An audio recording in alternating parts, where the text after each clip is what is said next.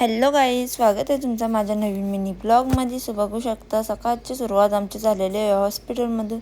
कारण की बाबू आणि दीदी दोघं पण बिमार पडलेले आहे. सो दीदीला पण ताप आणि उलटे होत आहे आणि बाबूला पण आपला ताप झालता.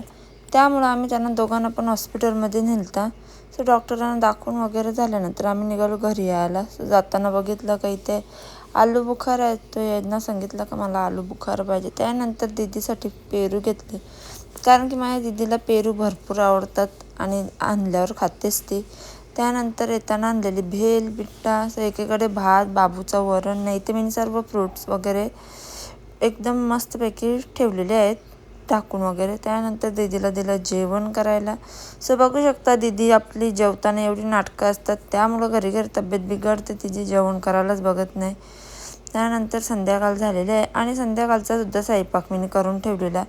सो इथे बघू शकता पनीर चिल्ली आहे. एकीकडे मी केली ती बुर्जी आणि साहेबांसाठी भरलेली कारेली आणि आईने दिली ती त्यांना भेंड्यांची भाजी. सो सर्वांचे वगैरे सर्व आटपून मी बसलेली. त्यानंतर बाबूची नाटकं इथे बघू शकता कशी चाललेली आहे. टी व्ही बघत होता तो. त्यानंतर दिला साहेबांना जेवण. एकीकडे घेतलं मी सुद्धा जेवण करायला. त्यानंतर घेतले मी लाडू बनवायला. सो आज मी बनवत घेतलेले आहे पिझ्झाच्या पिठाचे लाडू, म्हणजे तांदळाचे लाडू.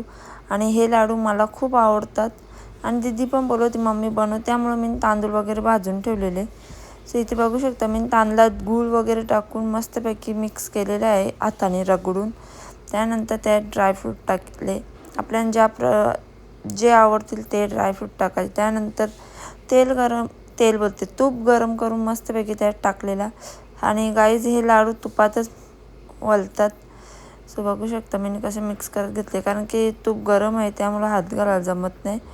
आणि आमच्या इकडे तर भरपूर असे लाडू बनवतात. खास करून हे लाडू जत्रेला बनवतात.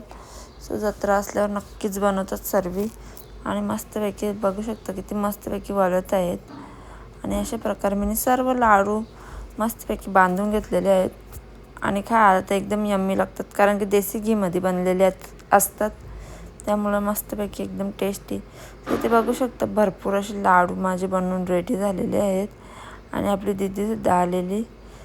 सो चला गाईज, आजच्या मिनी ब्लॉगचा एंड इथेच करते. कमेंट करून नक्की सांगा कसं वाटलं ते. Bye bye.